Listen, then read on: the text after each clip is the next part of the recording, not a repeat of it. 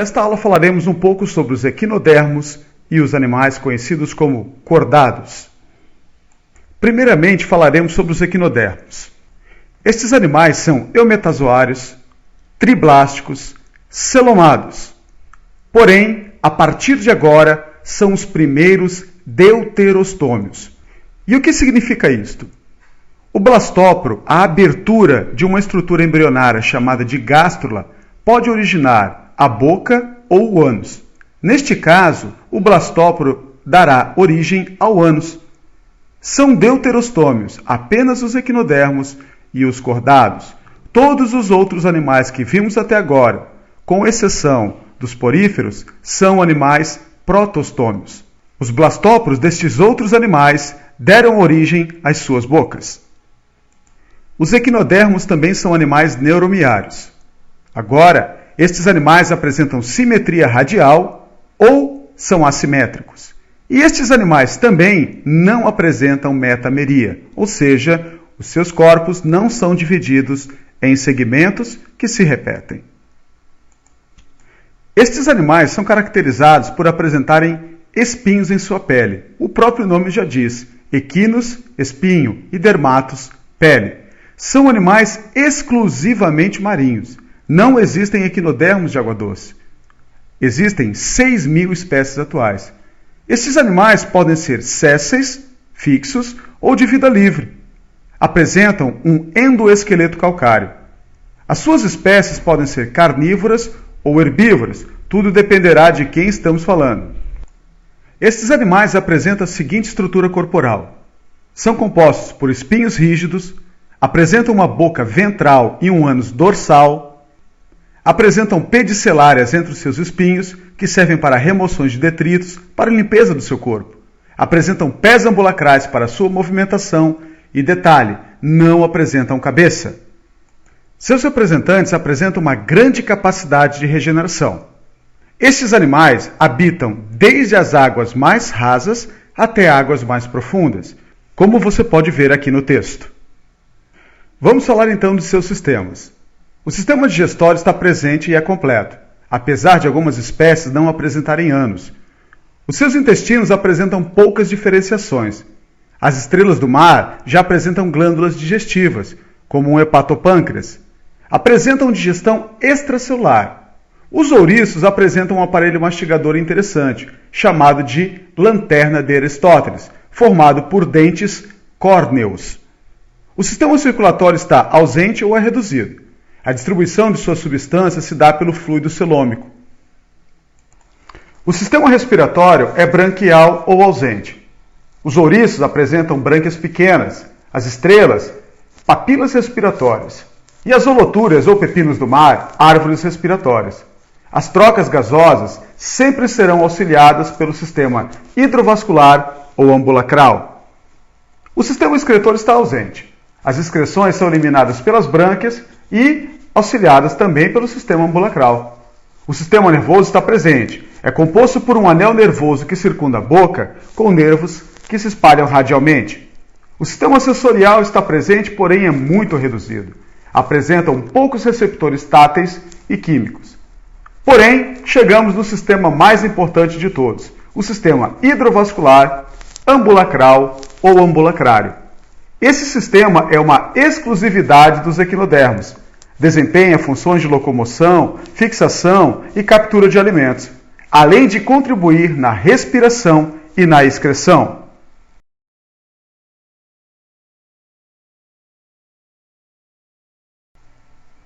O sistema ambulacral apresenta os seguintes componentes: a placa madrepórica, o canal madrepórico ou pétreo, o canal circular, as vesículas de Poli, os canais radiais, as ampolas e os pés ambulacrais. É um sistema de transporte de água através do corpo do animal, que irá auxiliar outros sistemas do organismo.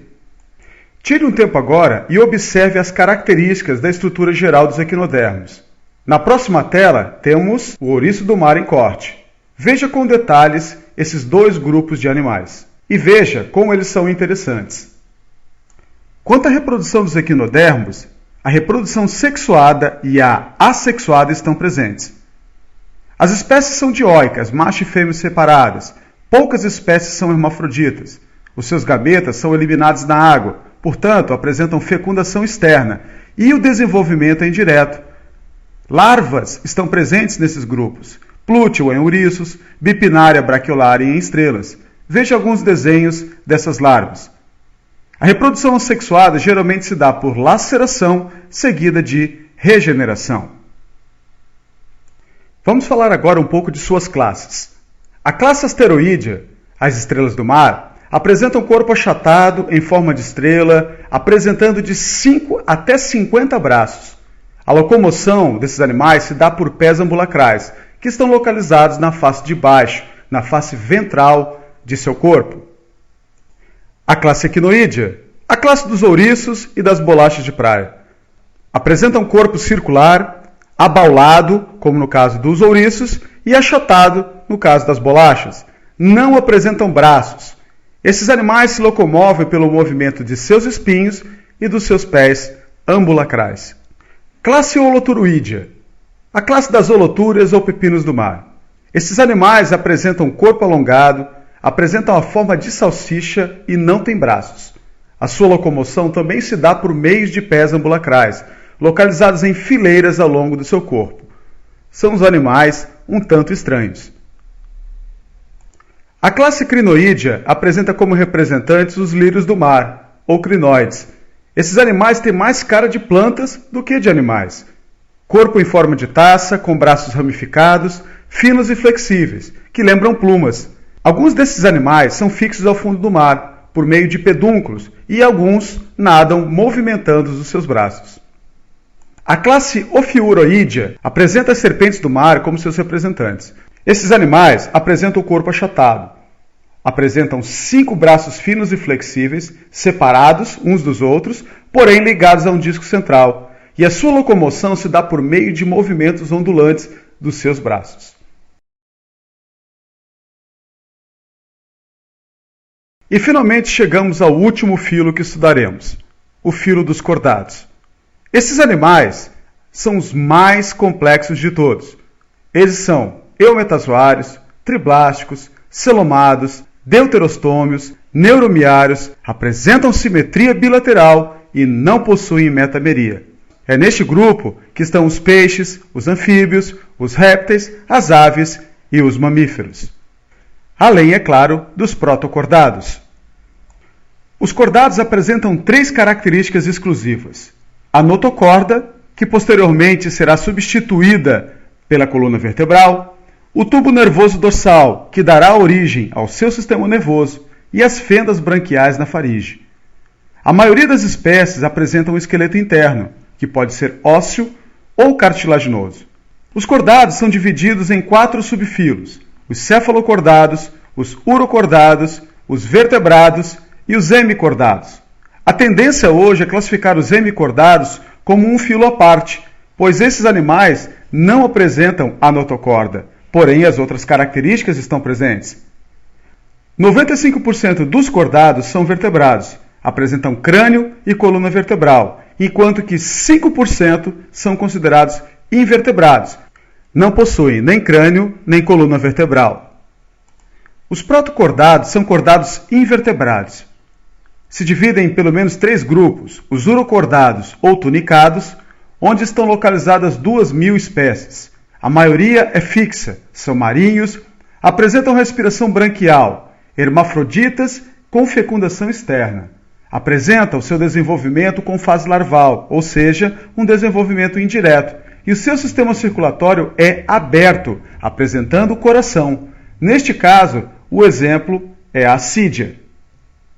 O grupo dos cefalocordados possui pelo menos 30 espécies. Apresentam vida livre, são marinhos, respiração branquial.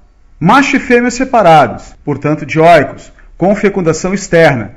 Desenvolvimento indireto, ou seja, fase larval. O seu sistema circulatório é aberto, porém não apresentam estrutura coração.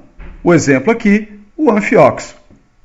Os hemicordados, como já dissemos anteriormente, a tendência é serem classificados como um novo filo e não mais como um grupo dos cordados. Apresentam 90 espécies. Alguns são fixos, outros de vida livre. Também são marinhos, com respiração branquial, macho e fêmea separados, com fecundação externa. O desenvolvimento é de fase larval, indireto, o sistema circulatório aberto, com o coração. Exemplo aqui, o Balanoglossus. E aí estão alguns representantes dos urocordados, as assídeas.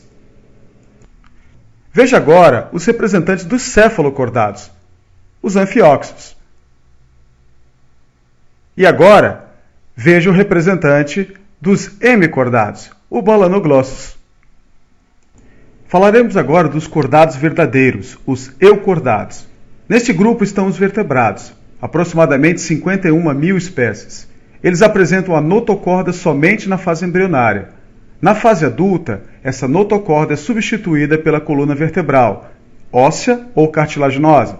O seu sistema nervoso agora é protegido por um esqueleto, o encéfalo, protegido pelo crânio, e a medula espinhal, protegida pela coluna vertebral. Esses animais apresentam diversos mecanismos de adaptação às variações de temperatura. Por causa destes mecanismos, nós classificamos os animais em heterotérmicos, pecilotérmicos ou ectotérmicos. Eles apresentam a sua temperatura variável, na realidade, o seu estado metabólico variável. Apresentam a pele com epiderme e derme. Neste caso, temos os peixes, os anfíbios e os répteis. Os homeotérmicos ou endotérmicos apresentam a temperatura constante de seu corpo. O estado metabólico é constante.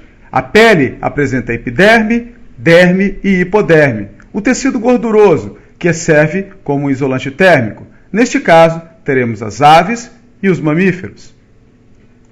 E aí estão os seus representantes: os ciclostomados, os peixes ósseos, os peixes cartilaginosos, os anfíbios, os répteis, as aves e os mamíferos, que estaremos falando um pouco mais deles na próxima aula.